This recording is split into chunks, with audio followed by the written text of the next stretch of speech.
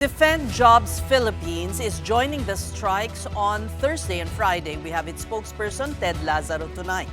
Good evening, Ted. Good evening, Ma'am Ses, and to the ladies. Hello. Welcome to the big story. So, kayo ay isa pong labor rights organization. Ano po ang inyong hinaing at mga demand sa pagsali sa Tigil Pasada? Well, we are supporting the strike ng Huelga ng Bayan sa March 26 and 27 in support doon sa ating transport sector. Ang bituka ng mga manggagawa at mga tsoper ay magkaugnay. No? So yung aray ng transport sector ay aray din ng mga manggagawa, kaya po kami nakikiisa sa kanila. Unang-una, sinabi ng gobyerno na wala naman talagang krisis, meron lang price disruption. Ano ba ang inyong tugon doon? Well, kanina sa press con, sinabi nga namin in denial yung Malacanang doon sa nangyayari. No? Maybe to mitigate yung perception ng mga tao tungkol dito sa crisis na talaga. Ang sinasabi kasi nila, dalawang bagay yung crisis. Meron tungkol doon sa supply at meron tungkol doon sa presyo. So may crisis dahil nga doon sa presyo, kung sinasabi nilang may enough supply, no, kagaya ng mga unang pronouncement ng Malacanang na meron tayong 60-day na buffer stock, no, para sa ating supply ng langis. Pero yun nga yung nakapagtataka, meron tayong supply, enough supply daw, pero bakit ganito yung pagsirit ng presyo ng langis sa merkado? Sir, dito po sa transport strike, 500,000 ang sasali mula sa transport sector. Pero sa inyong hanay, ilan po ba ang sasali sa Tigil Pasada? Well, kasama sa network ng Defend Jobs Philippines ang Laban TNBS at iba pang mga TNBS groups, no? Inaasahan na may 6,000 units ang makikiisa dito physically, at yung iba naman ay bukod doon sa physically na magpupunta sa mga strike center na itataguyod ng mga samahang nakikiisa dito sa koalisyon, magkakaroon ng mga stop booking arrangements, no? Titigil sila sa pagtanggap o magpapatay sila ng mga apps sa araw ng March 26 at 27. Ted, meron na bang tugon ang mga gumagamit ng diesel na euro, ukol sa pag-import ng mas mababang uri, yung Euro 2? May komento na ba Hindi pa sila naman, kung anong epekto nun sa mga sasakyan? hindi pa namin napag-usapan yan, pero doon sa nangyaring consultation doon sa mga transport groups kahapon, particular kami doon sa pagtutulak ng pagbasura ng excise tax at nung VAT sa mga oil products, dahil nakikita namin na ito yung dagli ang makakatulong talaga, substantial na makakabawas ng mga presyo ng produktong petrolyo, kasama na yung pagbasura dun sa oil deregulation law, no? Patungkol dun sa ibang hakbang ng Malacanang, hindi namin maintindihan bakit hindi na lang gawin itong mga minumungkahi namin, itong mga demands namin, kesa dun sa mga alam natin na papalpak na naman na hakbang, kagaya niyang ayuda na marami nang nagrereklamo na hindi patas na naman yung pagpapatupad at hindi magiging epektibo dahil nga stopgap measure lamang ito doon sa problemang malala. Ted, gusto ko lang malaman kamusta nga tong mga konsultasyon na nagaganap between yung mga grupo sa inyong koalisyon and the government. Is it often lip service lang ba ito, or is there really a sincere effort on the part of the government na alamin yung mga hinaing ninyo and to also reassure you guys kung ano yung ginagawa nilang mga measures, or even to explain kung bakit hindi nila pa ginagawa yung ibang mga hinihingi ninyo, such as ibasura na nga itong mga tax sa fuel? Well, kanina na nabanggit yan, sinasabing magpapatawag ang Malacanang ng mga leaders sa transport sector bukas upang kausapin sila. Pero yung isa doon sa in-raise kanina ni Teddy Casino ng Bayan, yung nagawa na yung batas para sa emergency powers ng Pangulo. So nagtataka kami bakit hindi pa pinirmahan kahapon o ngayon para itigil na nga yung pangongolekta ng buwis dito sa petroleum products, no? Kung totoo yung kagustuhan ng Malacanang ng presidente na tulungan yung sektor ng transportasyon, yung sektor ng mga manggagawa at iba't iba pang mga sektor kagaya ng mga estudyante, ipatupad na yung hinihiling namin dahil binigay na sa kanya, nilagpasan na nga yung hindi na nga ginawa yung BICAM. Inadapt na lang ng lower house yung Senate version para sa ganun mapabilis yung proseso at pagbibigay sa kanya ng opportunity na totohanang makatulong dito sa krisis na ito. Sino ba ang pupulungin, sino ang makakapulong ng mga leaders ng transport sector sa Malacanang? Sinong haharap sa kanila? Well, sa bahagi namin, sa yung mga kasama namin kanina sa coalition, particularly ang Piston na pinamumunuan ni Camo Odi, hindi nila papaunlakan yung imbitasyon bukas, kung totoo man yan. At itutuloy muna tong welga para ipakita, paramdam sa gobyerno, yung pangangailangan ng mga kasamahan nating tsuper at ng ating mga kaalyadong sektor. So ibig sabihin, kahit hindi tsuper, kahit hindi miyembro ng transport sector, ay pwedeng makilahok. Yung mga kasamahan ninyo sa Protect Jobs, Defend Jobs. Defend Jobs. Well, pareho rin naman ang kahulugan. Pero ay sasama rin, makikisimpatya. Opo, dahil nga yung sinasabi natin, ang laban ng tsuper ay laban ng commuters. No, yung mga commuters natin, mula naman po yan sa iba't ibang sektor ng ating lipunan, particularly yung mga manggagawang bumubuhay sa ating bayan, nagbabayad ng buwis.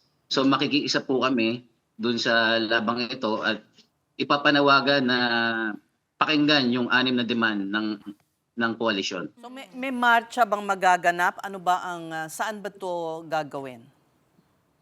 Well, dinidiscourage ng pamahalaan yung mga motorcade pero yung mga kasama naming motorcycle taxis at yung ibang UB Express at yung mga TNBS magkakaroon ng mga unity rides. Merong mga itataguyod na mga strike centers sa iba't ibang terminals. Pwede pong makiisa doon yung mga taong bayan na nananawagan nung kagaya nung pinapanawagan namin, yung 6 na demands. Yung iba naman na hindi nalalabas dahil nga mahal po yung gasolina at diesel, inaasahan po natin na magpapatay ng mga apps sa araw na yan. Yung mag-i-stop talaga? voting po sila. Okay. Ikwento mo nga, ano ang impact, kunyari, sa isang angkas, driver, or yung mga Grab, kung ano man, anong epekto sa kanila? Well, the other day, I had a meeting sa Makati.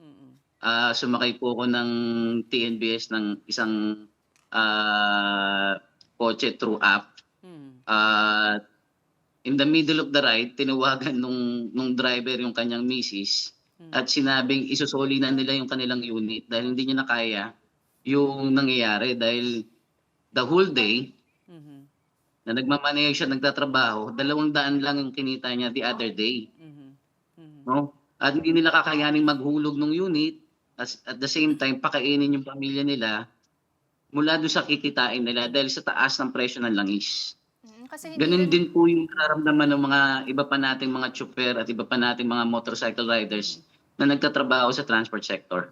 Oh, I understand, Ted, kasi yung halos lahat ng kinikita napupunta na sa pagkakakarga ng diesel, pati na rin doon sa boundary na napakataas pa rin. Pero doon naman sa panig ng mga manggagawa, doon sa working class, Ted, na talagang nararamdaman yung the brunt of this crisis.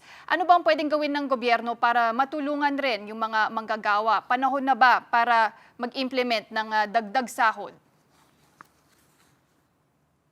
Well, matagal na po naming ipinapanawagan yung living wage, no? Yung living wage para sa mga manggagawa. Ilang dekada na pong hindi umusad yung minimum wage dito sa ating bansa. At lubha pong expose sa mga ganitong shocks, yung mga ganitong mga shocks, yung mga workers natin, dahil wala naman talagang savings, no? Hindi ka makapag-save dun sa mula doon sa kakarampot na sahod dahil sa taas o bilis ng presyo ng pagtaas ng bilis ng presyo ng mga bilihin. Kaya palagi po 'yan, yung mga kababayan natin na mahihirap at mga masa ang unang-unang inaapektuhan ng mga ganitong krisis. Itanggi man ng gobyerno na may krisis, ramdam na po ng mga kababayan natin 'yan. Ted, yun nga yung gusto ko itanong sa'yo, no? Siyempre, yung unang umaray talaga itong mga transport-related sector.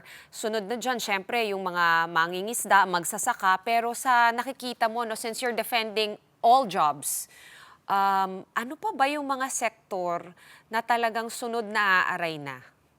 Yung talagang medyo nasa critical na or medyo emergency situation? Well, ma'am, yung Minimum wage. kanina lang kasama namin sa presko yung mga estudyante. Namumroblema na daw yung mga magulang nila dahil doon sa taas ng bilihin at paano pa kung tataas pa yung mga pamasahe. Paano sila magpapatuloy sa pag-aaral. Yung mga manggagawa po, lalo na yung mga minimum wage earners natin, no? Sa haba dahil doon sa gulo at kabulukan ng ating public transport system, mahirapan silang mag-adjust. Paano sila papasok sa mga trabaho? So hindi lang po manggagawa yung magiging apektado dito negatively, pati din po yung mga negosyante. Dahil paano nga namang aandar ang negosyo kung wala yung mga workers natin? Kailangan po siguro magkaroon ng foresight nitong pamahalaan dahil hindi po ito magiging mabilis.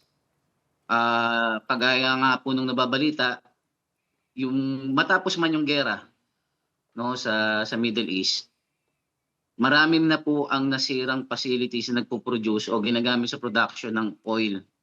So this could last well after the war in Iran. So yun po dapat yung inaasahan natin sa gobyerno. Ano po yung gagawing hakbang hindi lamang para dito sa mga susunod na linggo o buwan, kundi po para doon sa mga susunod pang taon. Kamusta naman ang Dahil DOLE? mahirapan po tayo. Meron bang ginagawa? Meron bang pag-uusap o reach out ang DOLE sa inyo? As far as I know, ma'am, wala pa po. Wala pa po. Pero, So, maybe they could push for yung mga renewable sources of energy para maibsan yung epekto nitong oil shock. okay. Pero, Ted, kasi nakalagay nga no, na si Dole actually nag-order siya ng wage hike na in 2 tranches dito sa Bicol. No? One dito ngayong April at yung sunod na tranche is by December. Ngayon, kung sakaling ang worst case scenario, hindi ma-afford ng mga negosyante, kasi it's a two-sided coin, di ba? We wanna provide jobs, pero minsan hindi rin talaga kaya kung itataas yung mga sweldo. Ano po yung proposal ninyo na pwedeng mag-meet halfway?